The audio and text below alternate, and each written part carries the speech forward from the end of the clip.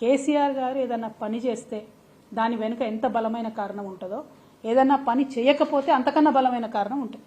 రాష్ట్ర గీతం దగ్గర పంచాయతీ షురు అయింది. ఇదంతా రాష్ట్ర గీతం అనేటటువంటిది కాన్స్టిట్యూషన్లో ఎక్కడ చెప్పలేదు. ఈ యొక్క రాష్ట్రానికి ఒక జెండా ఉండడం, రాష్ట్రానికి ఒక గీతం ఉండడం అన్నటువంటిది కాన్స్టిట్యూషన్లో ఎక్కడ చెప్పలేదు. ఒక 2 రాష్ట్రాలు ప్రయత్నం చేసినాయి, జమ్మూ కాశ్మీర్ ఒకటి, కర్ణాటక ఒకటి. ఆ ప్రయత్నం చేస్తే ఫెడరలిజంకు ముప్పు వాటిల్తుందని సుప్రీంకోర్టు దాకా పోయినా కూడా వాళ్ళు పర్మిషన్ ఇవ్వనటువంటి పరిస్థితి. ఆ కొత్త కాంట్రవర్సీ కొత్త రాష్ట్రానికి ఎందుకు పెట్టాలన్న ఉద్దేశంతో కేసీఆర్ గారు అటువైపు వెళ్ళలేదు. నేను కూడా తెలంగాణ సగటు ఆడబిడ్డనే కదా, నేను ఎట్లుంటాను, మిగతా ఆడబిడ్డలు ఎట్లుంటారు మా తెలంగాణ వాళ్ళు, గట్లే తెలంగాణ తల్లి ఉంటుంది.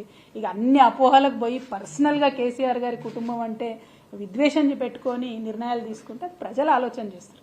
నా రిక్వెస్ట్ ఏంటంటే ఇవన్నీ చిన్న చిన్న ఆరోపణలు పక్కన పెడితే కేసీఆర్ గారు చేయని పనుల వెనుక కూడా కారణాలు ఉంటాయన్న విషయం తెలంగాణ కళాకారులు, కవులు, రచయితలు